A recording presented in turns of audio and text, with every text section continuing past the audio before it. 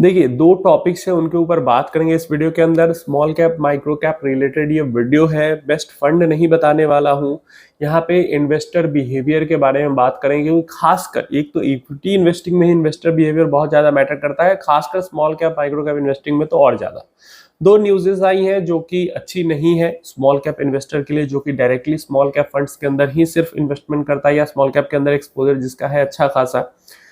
तो देखिए, मेरा भी एक्सपोजर है और सिर्फ स्मॉल कैप पे इन्वेस्टमेंट करने के बावजूद जो मेरा पोर्टफोलियो रहता है वो ऑलमोस्ट 70% ही स्मॉल कैप रहता है, 20% ऑलमोस्ट मिड कैप रहता है, 10% लार्ज कैप रहता है। जबकि लार्ज मिड में अलग से इन्वेस्टमेंट नहीं है प्रेजेंट टाइम पे। फिर भी ऐसा इसलिए रहता है क्योंकि स्मॉल कैप फंड्स भी लार्ज मिड में इन्वेस्टमेंट करते हैं।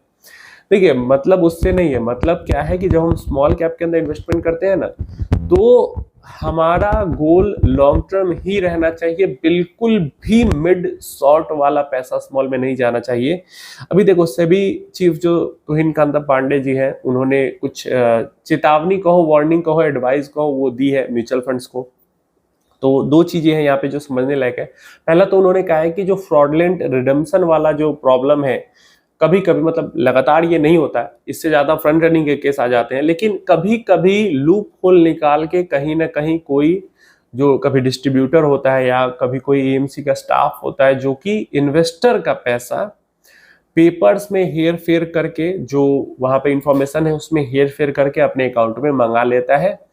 तो सेबी ने कहा है, सेबी चीफ ने कहा है कि अगर किसी तरीके की ऐसी एक्टिविटी होती है फ्रॉड वाली, तो इसको जल्दी से जल्दी ये पता चले और जल्दी से जल्दी इसको रिपोर्ट किया जाए। छोटी से छोटी भी ऐसी कोई एक्टिविटी हो एएमसी के अंदर, तो उसको जल्दी से जल्दी रिपोर्ट किया जाए सेबी के पास, ताकि किस कारण से ये लूप होल कहाँ था और क्या ये कारण से ये हुआ है उसको ठीक किया जाए। क्योंकि हम तो एडवांस हो रहे हैं, हम तो सब कुछ डिजिटली कर रहे हैं, लेकिन जो स्कैमस्टर हैं वो भी एडवांस हो रहे हैं।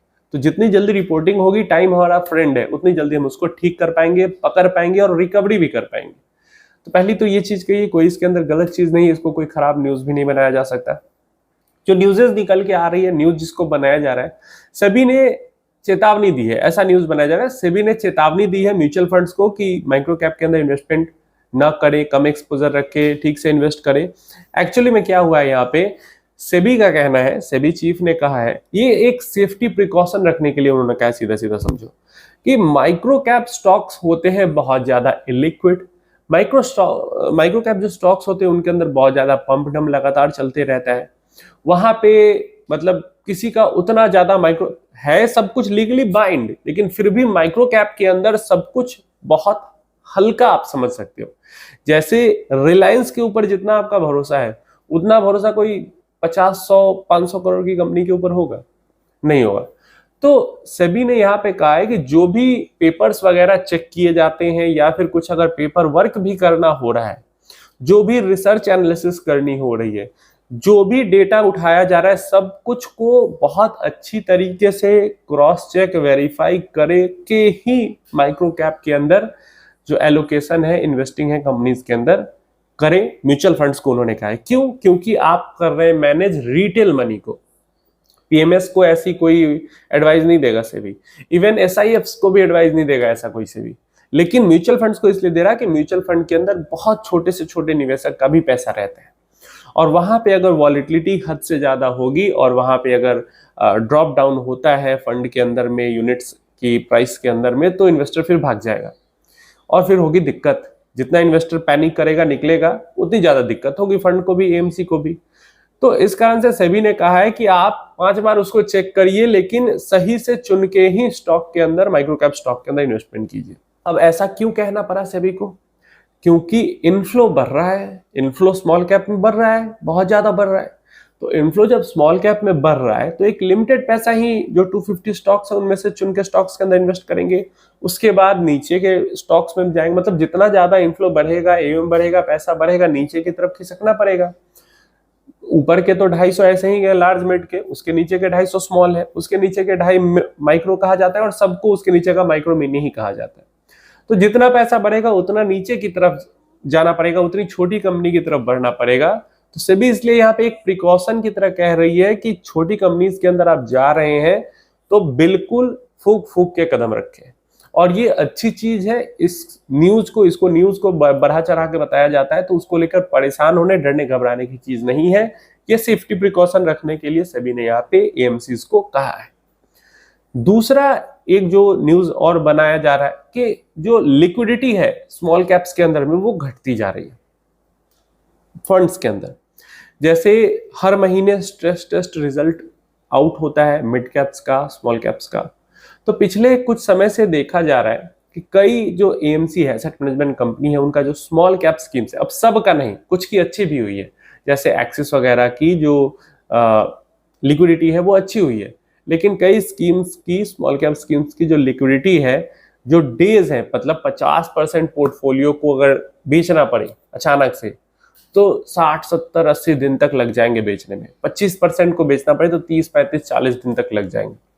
तो ये जो लिक्विडिटी मेजर है, सेबी का स्ट्रेस टेस्ट का तरीका है और सेबी ने सब कुछ बताया हुआ है कि इस तरीके से करना है, तो वो थोड़ा सा बढ़ रहा है। अब बढ़ रहा है, बढ़ेगा क्यों नहीं बढ़ेगा? अगेन वही चीज मैं पहली वाली बात यहाँ पे कहना चाहूंगा कि जब एयूएम बढ़ेगा, पैसे बढ़ेंगे, तो उनको स्मॉल से माइक्रो से भी नीचे स्टॉक्स तो खरीदने पड़ेंगे, और स्टॉक्स जब खरीदेंगे उन स्टॉक्स में ग्रोथ पोटेंशियल भी ज्यादा है, लेकिन उस स्टॉक के अंदर लिक्विडिटी भी कम है।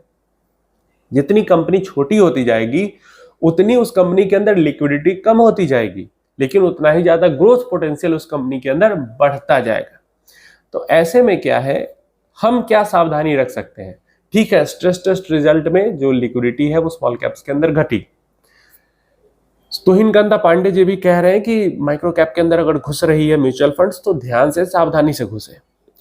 लेकिन मैं एज ए इन्वेस्टर यहाँ पे क्या कर सकता हूँ, ये हमें आपको समझने की जरूरत है कि हम जब स्मॉल कैप के अंदर इन्वेस्टमेंट करते हैं तो हमारा बिल्कुल ये मान के हमें चलना चाहिए कि वॉलेटिलिटी होगी इसके अंदर बहुत ज्यादा, ग्रोथ मिलेगी बहुत ज्यादा, लेकिन वॉलेटिलिटी भी होगी बहुत ज्यादा।